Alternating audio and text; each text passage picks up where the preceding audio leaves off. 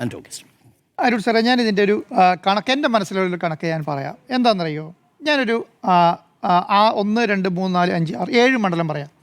1 കാസർഗോഡ് 5 സീറ്റാണുള്ളത്. കണ്ണൂർ 11 സീറ്റുണ്ട്. പാലക്കാട് 12 സീറ്റുണ്ട്. തൃശ്ശൂർ 13 സീറ്റുണ്ട്. കൊല്ലം 11 സീറ്റുണ്ട്. തിരുവനന്തപുരം 14 സീറ്റുണ്ട്. ആലപ്പുഴ 9 സീറ്റുണ്ട്. ഇതാണല്ലോ ഒരു ഇടതുപക്ഷത്തിൻ്റെ കോട്ട, അല്ലെങ്കിൽ ഇടതുപക്ഷം എങ്ങനെ വന്നാലും ജയിച്ചു പോകും എന്ന് പ്രതീക്ഷിക്കുന്നത്. ആ സീറ്റിൻ്റെ എണ്ണം 75ആണ്. ആ സ്ഥലത്ത് തന്നെ കോൺഗ്രസ് എത്ര വോട്ട് സീറ്റ് പ്രതീക്ഷിക്കുന്നുണ്ട് എന്നുള്ളത് ഞാൻ ഇന്ന് കോൺഗ്രസ് നേതാക്കന്മാരോട് അന്വേഷിച്ച് മനസ്സിലാക്കിയ ഒരു കാര്യം ഞാൻ പറഞ്ഞുതരാം. കാസർഗോഡ് 2, അതിൽ കൂടുതൽ അഭിപ്രായ വ്യത്യാസം ഉണ്ടെങ്കിൽ പറഞ്ഞോളൂ കേട്ടോ. കോൺഗ്രസ്സിന് 2, കണ്ണൂർ 2 തുടങ്ങി 3 വരെ, മാക്സിമം 2ആണ്. ഒരെണ്ണം അവിടെ പെട്ടുപോയിച്ച് കണ്ണൂരോടെ കിട്ടിയാൽ മാക്സിമം 3ആണ്. അതിൻ്റെ അകത്ത് ഒരു ശക്തമായ മത്സരം നടക്കുകയാണ്. അവിടെ കിട്ടുമോ കിട്ടില്ലോ എന്ന് പറയാൻ കഴിയില്ല. ബാക്കി 11-ൽ 2 കഴിച്ചാൽ ബാക്കി 9 അവിടെ ബാക്കിയാണ്. പാലക്കാട് എന്ന് പറയുന്നത് 12 സീറ്റുണ്ട്. അതിൻ്റെ അകത്ത് 3 തുടങ്ങി 5 മാക്സിമം കോൺഗ്രസ് പറയുന്നുള്ളൂ. 3 തുടങ്ങി 5 വരെ. 3 എന്ന് പറയുന്നത് 3 ഓൾറെഡി ഇടതുപക്ഷം കൊടുത്തും കൂടി ഇടതുപക്ഷം അവർക്ക് കിട്ടും എന്ന് വിചാരിച്ച് UDF പിടിച്ചെടുക്കും എന്ന് വിചാരിക്കുന്നതാണ് ഞാൻ ആദ്യം പറയുന്നത്. 3 തുടങ്ങി UDF കിട്ടും എന്ന് പറയുന്നത് 5ആണ്. തൃശ്ശൂർ 3ആണ് ഇടതുപക്ഷം പറയുന്നത് അവർക്ക് കിട്ടാൻ സാധ്യതയുണ്ട് എന്നുള്ളത്. അവർ പറയുന്നത് 4ആണ്. പിന്നെ കോൺഗ്രസ് പറയുന്നത് 4ആണ്. കൊല്ലം 4 ഇടതുപക്ഷം പറയുന്നത് 4 വരെ കിട്ടിയേക്കാം എന്ന് പറയുന്നുണ്ട്. 5 സീറ്റാണ് പിന്നെ UDF പറയുന്നത്. ആലപ്പുഴ 3 സീറ്റ് കിട്ടും. അത് രണ്ടും ഏകദേശം ഒന്നാണ്, അങ്ങോട്ടും ഇങ്ങോട്ടും വലിയ വ്യത്യാസമില്ല, ഒന്നാണ്. അപ്പോൾ 75 സീറ്റിൽ ഞാൻ പറഞ്ഞ കണക്ക് പ്രകാരമാണെങ്കിൽ 54 തുടങ്ങി 54 സീറ്റ് ആർക്ക് കിട്ടും? LDFന് അനുകൂലമായിട്ട് കിട്ടും 54 സീറ്റ്. ഇനി UDF പറഞ്ഞ കണക്ക് പ്രകാരമാണെങ്കിൽ എത്രയാവും? 48 സീറ്റ് കിട്ടും. അപ്പോൾ ഈ 48 സീറ്റ് ആർക്ക് ഉറപ്പാണ്? UDFൻ്റെ കണക്ക് പ്രകാരം, ഞാൻ പറഞ്ഞത് LDFൻ്റെ കണക്ക് പ്രകാരം അല്ലേ, UDFൻ്റെ കണക്ക് പ്രകാരം ആർക്ക് അനുകൂലമാണ്? ഈ പറഞ്ഞ CPMന് അനുകൂലമാണ്, അല്ലെങ്കിൽ ഇടതുപക്ഷത്തിന് അനുകൂലമാണ്. 48 സീറ്റ്. ബാക്കി 7 ജില്ലകളിൽ നിന്ന് 22 സീറ്റും കൂടെ പിടിച്ചാൽ, അല്ലെങ്കിൽ 23 സീറ്റും കൂടെ പിടിച്ചാൽ LDF അധികാരത്തിൽ വരും. UDFൻ്റെ കണക്ക് പ്രകാരം, ഞാൻ LDFൻ്റെ കണക്കല്ല, ഞാൻ പറഞ്ഞ് കംപ്ലീറ്റ് ചെയ്തോട്ടെ. അത് കഴിഞ്ഞാൽ പിന്നെ ഞാൻ ഈ തിരുവനന്തപുരം മണ്ഡലമല്ലോ, തിരുവനന്തപുരം മണ്ഡലം 7 സീറ്റ് വരെ, തിരുവനന്തപുരം ജില്ല 7 സീറ്റ് വരെ UDF പിടിക്കും എന്നാണ് പറഞ്ഞിരിക്കുന്നത്. 7 സീറ്റൊന്ന് എണ്ണി കാണിച്ചാൽ മതി, ഏത് സീറ്റാണ് തിരുവനന്തപുരത്ത് 7 സീറ്റ് പിടിക്കുക എന്നുള്ളത്. എറണാകുളം ജില്ല തൂത്തുവാരും എന്നാണ് പറഞ്ഞത്. അതിൻ്റെ അകത്ത് കളമശ്ശേരീൻ്റെ അവസ്ഥ ദൈവത്തിനാൻ അറിയാം, കൊച്ചിയുടെ അവസ്ഥ ദൈവത്തിനാൻ അറിയാം, മറ്റേ വൈപ്പിൻ്റെ അവസ്ഥ ഒരു ഐഡിയ ഇല്ല. ഇനി കോട്ടയത്ത് എന്താ പ്രശ്നം? കോട്ടയത്ത് ജോസ് കെ മാണി ജയിച്ചു, പാല ജയിക്കുമോ എന്നുള്ള കാര്യത്തെക്കുറിച്ച് ധാരണയില്ല. ചങ്ങനാശ്ശേരി ജോൺ മൈക്കിളെ, ഇത് ഞാൻ കോട്ടയം കേരള കോൺഗ്രസ് എമ്മിൻ്റെ കാര്യം മാത്രമാണ് പറയുന്നത്. Jose K Mani, job Michael, N Jayaraj, പിന്നെ ഒരു മണ്ഡലം കൂടി ഉണ്ട്. ആ 3 എണ്ണം ഉറപ്പിച്ച് വെച്ചോളൂ. അതിൻ്റെ അകത്ത് കോൺഗ്രസ്സിന് വലിയ ധാരണ പ്രശ്നമുണ്ട്. കാരണം ഇത് കിട്ടുമെന്നുള്ള കാര്യത്തിൽ കോൺഗ്രസ്സിന് ഇതില്ല. ഇടുക്കിയിൽ റോഷി അഗസ്റ്റിൻ്റെ കാര്യത്തിനകത്തും രാജയുടെ കാര്യത്തിനകത്തും ആർക്ക് വലിയ ഇതില്ല, ഈ പറഞ്ഞ UDFന് വലിയ ധാരണ പ്രശ്നമില്ല. പത്തനംതിട്ടയിൽ വരുമ്പോൾ 5 സീറ്റ് തൂത്തുവാരുമെന്ന് പറഞ്ഞ് 5 സീറ്റിൻ്റെ കാര്യത്തിനകത്ത് 2 സീറ്റ് അവർ ഉള്ളോടുള്ളി പറയുന്നുള്ളൂ, 3 സീറ്റ് കിട്ടിയെന്നാണ് പറയുന്നത്. ഇങ്ങനെ ഞാൻ ഈ നോക്കുമ്പോൾ 100 സീറ്റ് കോൺഗ്രസ്സുകാർ തന്നെ വെറുതെ നമ്മൾ മറ്റേ മലയാളത്തിൽ പറഞ്ഞ തള്ളിയിട്ട് കാര്യമില്ലല്ലോ. ഇലക്ഷൻ കഴിഞ്ഞില്ലേ, ഇനിയെങ്കിലും യാഥാർത്ഥ്യം പറഞ്ഞൂടെ? ഇലക്ഷൻ കഴിഞ്ഞു, ഈ റിസൾട്ട് വരാൻ പോവുകയാണ്. മെയ് 4-ാം തീയതി വരും. ഈ തള്ളി ഇനിയെങ്കിലും നിർത്തിയിട്ട് 100 കിട്ടില്ല. ഞങ്ങളുടെ കണക്ക്, ഒരു മിനിറ്റ് വേണം, ഞങ്ങളുടെ കണക്ക് പ്രകാരം 80, 75, 78 ഒരു യഥാർത്ഥ കണക്ക് പറഞ്ഞൂടെ? ഈ പിന്നെ എന്താണ് വയനാട്ടിൽ ഫണ്ട് കെട്ടിയ കണക്കുകൾ പറഞ്ഞിട്ട് കാര്യമില്ലല്ലോ. പറഞ്ഞിട്ട് കാര്യമുണ്ടോ? കണക്ക് ക്ലാരിറ്റിയോടുകൂടി പറഞ്ഞുകൂടെ? ഞങ്ങളുടെ 5 കോടി ഉണ്ടെന്ന് പറഞ്ഞു, ഞങ്ങൾ 5 കോടി 30 ലക്ഷം എന്ന് പറയുന്നു, ആ അക്കൗണ്ടിൽ ഇത്രയുണ്ട്, ഈ അക്കൗണ്ടിൽ ഇത്രയുണ്ട്, മറ്റേ സ്ഥലത്ത് ഇത്ര പൈസ കൊടുത്തു, ആ സ്ഥലം രജിസ്റ്റർ ചെയ്തിട്ടില്ല. ഇത് പറഞ്ഞ പോലെ അല്ലല്ലോ. യഥാർത്ഥ കണക്ക് ഇനിയെങ്കിലും പറഞ്ഞുകൂടെ? ഞങ്ങൾക്ക് ഏകദേശം ഇത്രയേ ഉള്ളൂ. പിന്നെ കോഴിക്കോട് പറയുന്നത് അറിയോ? ക്ലീൻ സ്വീപ്പായിരിക്കുന്ന പറയുന്നത്. ക്ലീൻ സ്വീപ്പ് എന്ന് പറയുന്നത് എന്താ പറയുക? ഈ കോഴിക്കോട് ജില്ലയിൽ പ്രത്യേക പ്രശ്നം എന്താ? കോഴിക്കോട് ജില്ലയിൽ 13 സീറ്റാണുള്ളത്. 13 സീറ്റിൽ ക്ലീൻ സ്വീപ്പ് പറയുകയാണെങ്കിൽ 13 കിട്ടണ്ടേ? ആ 13 എണ്ണി കാണിക്കുമോ? ഞാൻ പ്രതിപക്ഷ നേതാവിനെ വെല്ലുവിളിക്കാം. ആ 13 സീറ്റിൽ ഞാൻ അങ്ങോട്ട് വേണമെങ്കിൽ പറഞ്ഞുതരാം. ഈ ഇടതുപക്ഷത്തിന് കിട്ടുന്ന സീറ്റ് അങ്ങോട്ട് പറഞ്ഞുതരാം. ക്ലീൻ സ്വീപ്പാന്ന് പറയുന്നത്. പിന്നെ മലപ്പുറം, ശരി, മലപ്പുറം അവർക്ക് ക്ലീൻ സ്വീപ്പാണ്. 14 സീറ്റ് അവരുടെ കയ്യിലുണ്ട്. 16 സീറ്റേ മൊത്തം അവിടെ ഉള്ളൂ. മൊത്തം മലപ്പുറം കിട്ടിയാലും ഈ പറഞ്ഞ 16 സീറ്റല്ലേ കിട്ടുള്ളൂ. അതിൽ കൂടുതൽ കിട്ടുമോ? കിട്ടത്തില്ല. ഞാൻ പറയുന്നത് എറണാകുളത്ത് CPM ഇടതുപക്ഷം പറയുന്നത് എന്താ അറിയോ? 2 സീറ്റ് അവർക്ക് ഉറപ്പാണെന്ന് പറയുന്നുണ്ട്. 2 സീറ്റ് ഉറപ്പാണ്. അത് 4 വരെ പോവാം, ചിലപ്പോൾ 5 വരെയും പോവാം. എന്ന് പറയുന്നുണ്ട്. അതൊക്കെയാ കോതമംഗലം, പിന്നെ എറണാകുളം, വൈപ്പിൻ, കൊച്ചി, പിന്നെ കളമശ്ശേരി 5 സീറ്റ് വരെ പോകാമെന്ന് പറയുന്നുണ്ട്. 2 സീറ്റ് അവർ ഉറപ്പിക്കുന്നുണ്ട്. ഞാൻ പറഞ്ഞത് കോഴിക്കോട് ക്ലീൻ സ്വീപ്പ് പറയാൻ കഴിയത്തില്ല. ഉറപ്പായിട്ടും നിങ്ങൾക്ക് തോന്നുന്നുണ്ടോ തിരുവമ്പാടി കിട്ടുമെന്ന്? തിരുവമ്പാടി കിട്ടുമെന്ന് തോന്നുന്നുണ്ടോ? ഞാൻ പറഞ്ഞ ക്ലീൻ സ്വീപ്പ് എന്ന് പറഞ്ഞാൽ എങ്ങനെയാ? 100% സീറ്റ് കിട്ടണ്ടേ? അങ്ങനെ കിട്ടുമോ? കിട്ടത്തില്ല. അപ്പം വെറുതെ നമ്മളിങ്ങനെ തള്ളിയിട്ട് ഞാൻ പറയുന്നത് ഞങ്ങൾ ചിലപ്പോൾ ഒരു 5 സീറ്റ് 75 സീറ്റ് വരെ അധികാരത്തിൽ വരേക്കാം, 78 സീറ്റ് വരെ അധികാരത്തിൽ വരാം. ഒരു രാഷ്ട്രീയ പാർട്ടി ആയി കഴിഞ്ഞാൽ കേരളത്തിൻ്റെ നേതൃത്വം വഹിക്കുന്ന ആൾക്കാരുണ്ടല്ലോ, ഒരു രാഷ്ട്രീയ, ഞാൻ പറഞ്ഞ CPM-ൻ്റെ UDF-ൻ്റെ എന്നുള്ള അർത്ഥത്തിലല്ല, ഇടതുപക്ഷത്തിൻ്റെ UDF-ൻ്റെ അർത്ഥത്തിലല്ല. ഒരു രാഷ്ട്രീയ പാർട്ടി എന്ന് പറഞ്ഞാൽ ഇലക്ഷൻ കഴിഞ്ഞാൽ കൂട്ടിക്കിഴിച്ച് കാര്യം പറയാൻ പറ്റണം. അത് പറയില്ല. പഞ്ചായത്ത് ഇലക്ഷൻ പോലെയല്ല പാർലമെന്റ് നിയമസഭാ ഇലക്ഷനും പാർലമെന്റ് ഇലക്ഷനും പറയാൻ കഴിയണം. കൂട്ടിക്കിഴിച്ച് പറയാൻ യാഥാർത്ഥ്യത്തോട് യോജിച്ച് നിൽക്കുന്ന രീതിയിൽ പറയാൻ നിൽക്കണ്ടേ? പറയാൻ പറ്റണ്ടേ? അല്ല, ആരും പറയുന്നില്ല. ഞാൻ പറയുന്നത് അറിയാം, അത് പറയുന്നില്ല എന്നുള്ള കാര്യത്തെക്കുറിച്ച് ഞാൻ പറയുന്നത്. പിന്നെ ഞങ്ങൾ 100 സീറ്റിൽ അധികാരത്തിൽ വരും എന്നുവരെ പറയാം, മെയ് 4 വരെ പറയാം, അതിനൊരു തെറ്റുമില്ല. ഞങ്ങൾ 100 സീറ്റ് ഞങ്ങൾ പറഞ്ഞു മാറ്റി പറയാൻ കഴിയില്ലല്ലോ. പക്ഷേ എന്താ, നമ്മൾ ഇത് വെച്ചിട്ടൊരു കണക്കുണ്ടാക്കിയിട്ട് ഇതാണ് കേരളത്തിൽ നടക്കാൻ പോകുന്നത് എന്ന് പറഞ്ഞ് കേരളത്തിൽ പിരിവ് നടത്തിയിട്ട് കാര്യമില്ല. ഞാനൊരു കാര്യം പറയാം, എന്താണ് നടക്കാൻ പോകുന്നത് അറിയാം. കേരളത്തിൽ ഇപ്പോൾ നടക്കാൻ പോകുന്നൊരു കാര്യം പറയാം. ഇപ്പം എല്ലാ സ്ഥാനാർത്ഥികളും, കേരളത്തിലെ പ്രധാനപ്പെട്ട സ്ഥാനാർത്ഥികളെല്ലാം ജയിക്കാൻ സാധ്യതയുള്ള സ്ഥാനാർത്ഥികളുടെ കാര്യമാണ് പറയുന്നത്. എന്താ സംഭവിക്കുന്നത്? സ്ഥാനാർത്ഥികളെല്ലാം പറയുന്നത് ഞങ്ങൾ ഭയങ്കര ഓരോ വ്യവസായികളെയും ഓരോ പ്രധാനപ്പെട്ട ആൾക്കാരെയും കണ്ടിട്ട് പറയുന്നത് എന്താണെന്നറിയോ? ഭയങ്കരമായിട്ട് പൈസ ചിലവായി, മനസ്സിലായോ? നമ്മളൊക്കെ തകർന്നിരിക്കുകയാണ്, എല്ലാവരും സഹായിക്കണം എന്ന് പറയുകയാണ്. അപ്പോൾ എന്താ സംഭവിക്കുക?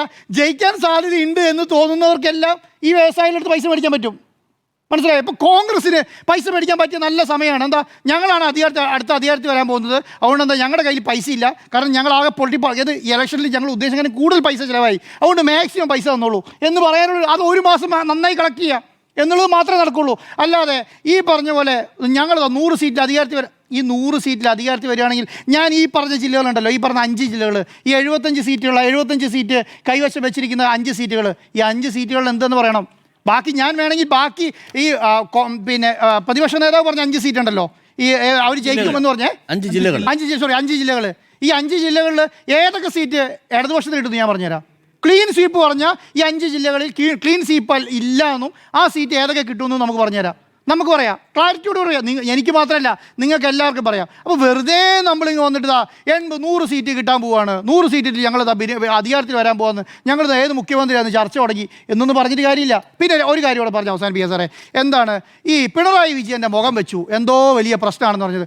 അത് പിണറായി വിജയൻ്റെ മുഖം വെക്കാൻ ഒരാൾ ആ പാർട്ടിയിലുള്ളതുകൊണ്ടാണ്. നിങ്ങൾക്ക് ഞാൻ പറയാം, ഉമ്മൻചാണ്ടിയുള്ള കാലത്ത് ഉമ്മൻചാണ്ടിയുടെ മുഖം വെച്ച് മാത്രമേ ഈ 2016 ഇലക്ഷൻ നേരിട്ടുള്ളൂ. വേറെ ആരെയാ? ഒരു നേതാവിനെ വെച്ചിട്ടില്ല. പ്രതിപക്ഷ നേരത്തെ പറയില്ല സ്മൃതി മാഡം, നേരത്തെ പറഞ്ഞ ഉമ്മൻചാണ്ടിയുടെ പ്രതിപക്ഷ നേതാവ് എന്നുള്ള നിലയ്ക്ക് ഉമ്മൻചാണ്ടിയുടെ മുഖം മാത്രം വെച്ചിട്ടാണ് 2011 16 ഇലക്ഷൻ നേരിട്ടത്. വേറെ ആരുടെ പേര് പിണറായി വിജയനും ഒരുപോലെയാണ്. നിങ്ങൾ വെറുതെ ന്യായീകരണം പറഞ്ഞു കാര്യമല്ലോ.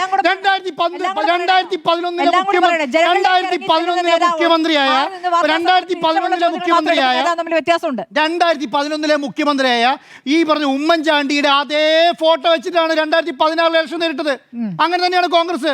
അതുപോലെ തന്നെയാണ് 2016 തുടങ്ങി 21 വരെ മുഖ്യമന്ത്രിയായിരുന്നു. 2021 വരെ മുഖ്യമന്ത്രിയായ പിണറായി വിജയന്റെ മുഖം വെച്ചിട്ടാണ് 2021 നേരിട്ടത്. 2021 തുടങ്ങി 26 വരെ പിണറായി വിജയന്റെ മുഖം വെച്ചിട്ടാണ്. കോവിഡ് സാഹചര്യം ഉണ്ടായിരുന്നു. എന്ത് കോവിഡ് സാഹചര്യം? നിങ്ങളുടെ കാര്യം പറയുമ്പോൾ മാത്രം ഈ പറഞ്ഞ UDF-ന്റെ കാര്യം മാത്രം പറയുമ്പോൾ അയ്യോ മുഖം പിണറായി വിജയന്റെ മാത്രം ഒന്നുമില്ല. കോൺഗ്രസ് ചെയ്യുന്ന പണി എന്താ? ഞാൻ ഒരു കാര്യം ഒറ്റ കാര്യം പറഞ്ഞ അവസാനിപ്പിക്കുക സാറേ. ഞാൻ നേരത്തെ പറഞ്ഞു തന്നെയാണ്, കേരളത്തിൽ 2016 ഇലക്ഷനിൽ നിങ്ങൾ കേരളത്തിൽ ഹോർഡിംഗ് വെച്ചതിന്റെ ലിസ്റ്റ് സർക്കാർ പുറത്തു വിടട്ടെ. 2010 അന്ന് ഈ പറഞ്ഞ ഇടതുപക്ഷം ഭരണത്തിലില്ല. അന്ന് LDF വരും എല്ലാം ശരിയാവും എന്ന് പറഞ്ഞ ബോർഡ് വെച്ചത് അന്നത്തെ സർക്കാർ വെച്ചതിനേക്കാളും കൂടുതലാണ്. സമയം പിടിക്കും. അല്ല, ഇത് പിന്നെ ഒരു മിനിറ്റ്, എപ്പോഴും ന്യായീകരിച്ചിരുന്ന കുറെ പേർക്കെങ്കിലും നേരം വെളുത്തിട്ടില്ല. ഒരു നേരം വെളുത്തിട്ടില്ല. പിന്നെ അല്ല, ഒരു മിനിറ്റ്, ഒരു നേരം വെളുത്തിട്ടില്ല. ഒരു കാര്യം, ഒരു നേരം വെളുത്തിട്ടില്ല മേഡം, ഒരു നേരം വെളുത്തിട്ടില്ല. 2020 ഞാൻ പറയുന്നത് ഇന്ന് പിന്നെ ഞാൻ ഇന്ന് ഓൾമോസ്റ്റ് എല്ലാ നേതാക്കന്മാരുടെയും ബൈറ്റ് റിപ്പോർട്ട് TV ടെലികാസ്റ്റ് ചെയ്തല്ലോ. അതിൻ്റെ അത് ചാണ്ടി ഉമ്മനോട് ചോദിക്കുന്നുണ്ട് എത്ര സീറ്റ് കിട്ടും എന്നുള്ളത്. ജയിക്കും എന്ന്. ഒറ്റ വാക്കേ ഉള്ളൂ, ജയിക്കും. ഞങ്ങൾ അധികാരത്തിൽ വരും. ഓരോരുത്തരും ഒരു ചൈനയില്ല, ഒരു ചൈനയില്ല. ചാണ്ടിന് ഒരു പിരിവിന്റെ ഉദ്ദേശമില്ല, അത്രേ ഉള്ളൂ. ചാണ്ടി ഊതിന് പിരിവിന്റെ ഉദ്ദേശമില്ല. പിരിവിന്റെ ഉദ്ദേശമുള്ളവരൊക്കെ നല്ല റേഡിച്ച് പറയുന്നത് അത്രേ ഉള്ളൂ. എന്തൊരു മോശം പ്രതികരണമാണ്. മോശമൊന്നല്ല.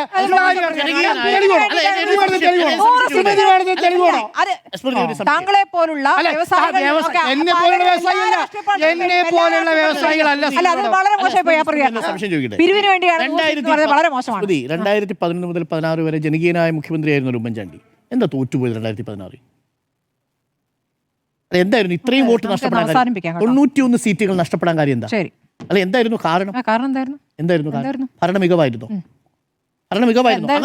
അങ്ങനെ അഭിപ്രായം സ്മൃതിക്കുണ്ടോ? നിങ്ങൾ ഉണ്ടാക്കിയ വിവാദങ്ങൾ എന്തൊക്കെയായിരുന്നു? വിവാദം മാത്രമായിരുന്നു.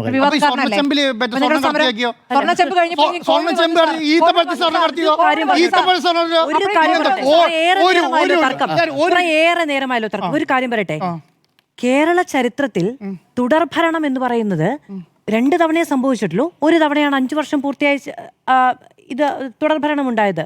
അങ്ങനെ ഒരു സർക്കാരിന് ഈ പറയുന്നത് പോലെ എന്താ പറയാ, ഭരണവിരുദ്ധത ഇല്ല എന്നുള്ളത് കൊണ്ട് മാത്രം അധികാരം തുടർച്ച ഉണ്ടാവുകയാണെങ്കിൽ കേരള ചരിത്രത്തിലെ ഇതുവരെയുള്ള സർക്കാരുകളുടെ അങ്ങോട്ടും ഇങ്ങോട്ടുമുള്ള മാറ്റം ഇപ്പൊ നോക്കൂ. VS അച്യുതാനന്ദന്റെ സർക്കാർ തോറ്റുപോയില്ലേ? മോശം സർക്കാരായിരുന്നു എന്ന് പറയുമോ? പാർട്ടിക്കുള്ളിലെ വിഭാഗീയത. ഒന്നുകൂടി പറയൂ. അല്ല, അതിനു മുൻപ് CPM-ന് എത്ര മുഖ്യമന്ത്രിമാരുണ്ടായിട്ടുണ്ട്? ഇവരൊക്കെ ഭരണവിരുദ്ധത കൊണ്ടാണോ തോറ്റത്? അതാണ്. അതായത് സർക്കാരുകൾ അങ്ങോട്ടും ഇങ്ങോട്ടും മാറിയ രാഷ്ട്രീയ ചരിത്രമുള്ള കേരളത്തിൽ ഇരുന്നു കൊണ്ട് ഭരണവിരുദ്ധത മാത്രമാണ് ഈ രാഷ്ട്രീയ മാറ്റത്തിന് കാരണം എന്ന് പറയുകയാണെങ്കിൽ ശരി. അല്ല, അത് തന്നെയാണ് എന്റെ ഭരണവിരുദ്ധ എന്നല്ല ഞാൻ പറഞ്ഞത്. മാറുന്നുണ്ടെങ്കിൽ അത് സമുദായ സമവാക്യങ്ങളിലെ മാറ്റമാണ്. എന്തുകൊണ്ടാണ് തോറ്റുപോയത് എന്ന് ചോദിക്കരുത്. കാരണം എല്ലാ സർക്കാരുകളും തോറ്റിട്ടുണ്ട്. അതാണ്. അപ്പോ ഭരണവിരുദ്ധ വികാരം അലയിടിച്ചു എന്ന മട്ടിൽ നടത്തിയ പ്രചണ്ഡ ഭരണത്തിൽ വസ്തുത ഇല്ലെന്നേ ഞാൻ പറഞ്ഞുള്ളൂ. പകരം മറ്റു ഘടകങ്ങൾ. ഒരു കാര്യം ഉറപ്പാണ് സാറേ, എന്താണ് ഈ ന്യൂനപക്ഷ കൺസോൾട്ടേഷന് വേണ്ടിയിട്ട് നല്ല ശ്രമം നടത്തിയിട്ടുണ്ട്. ഒരു കൺസോൾട്ടേഷൻ അതില്ല എന്ന് വിളിച്ചു പറയാൻ വേണ്ടി ഒരു ന്യായം നടത്തിയില്ല. കേരളം BJP ആണല്ലോ ഭരിക്കുന്നത്. അല്ല, കേരളം BJP ആണല്ലോ. ഒരൊറ്റ കാര്യം, ഒരു പ്രതികരണത്തിലൂടെ സംസ്ഥാനത്തെ മുഴുവൻ ന്യൂനപക്ഷവും അരക്ഷിതാവസ്ഥയിലായി. ആ പ്രതികരണത്തോട് ഭരണകൂടം എങ്ങനെ പ്രതികരിക്കുന്നു എന്നുള്ളത് വളരെ പ്രധാനമാണ്. PR സുനിൽ, ആ പ്രതികരണത്തെ വളരെ ചെറുതായി കാണുക. പ്രതികരണത്തോട് ആ പ്രതികരണം നടത്തിയ ആൾക്ക് പൊന്നാടെ അണിയിക്കുകയും ചെയ്താൽ പൗരത്വ നിയമ ഭേദഗതി കൊണ്ടുവന്നപ്പോൾ അതിനെതിരെ ഏറ്റവും ശക്തമായി കേരളത്തിൽ മാത്രമല്ല ഡൽഹിയിലും മറ്റ് സ്ഥലങ്ങളിലുമൊക്കെ ശക്തമായ പ്രതിഷേധം നടത്തിയിട്ടുള്ള അല്ലെങ്കിൽ പൗരത്വ നിയമത്തിനെതിരെ നിലപാട് മാറ്റി. എന്താ അങ്ങ് പറയണം കേൾക്കണില്ലേ? അതിനുശേഷം നിലപാട് മാറ്റി എന്താണെന്നല്ലേ ഞാൻ ചോദിച്ചത്. പൗരത്വത്തിൽ നിലപാട് മാറ്റിയതാണോ അതിനർത്ഥം? ന്യൂനപക്ഷവുമായി ബന്ധപ്പെട്ടെടുത്ത സമീപനത്തിൽ നിലപാട് മാറ്റി. ന്യൂനപക്ഷ വർഗീയത എന്നാണ് ആവർത്തിച്ച് പറയുന്നത്. ഭൂരിപക്ഷ വർഗീയതയുമായി ബന്ധപ്പെട്ട പ്രതികരണങ്ങളെക്കാൾ ഇവിടെ ന്യൂനപക്ഷ വർഗീയത എന്ന് പറയാ. സമരത്തിൽ പങ്കെടുത്തവരുടെ വേഷം നോക്കി പറയുക. ഇവിടെ സജി ചെറിയാൻ നടത്തിയ പ്രതികരണം നമ്മുടെ മുന്നിലുണ്ട്.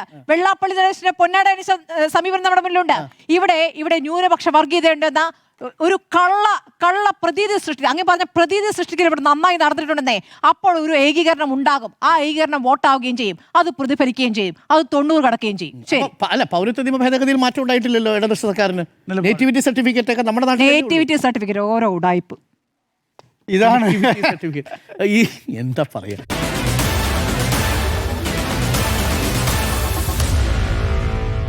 Meet the editors.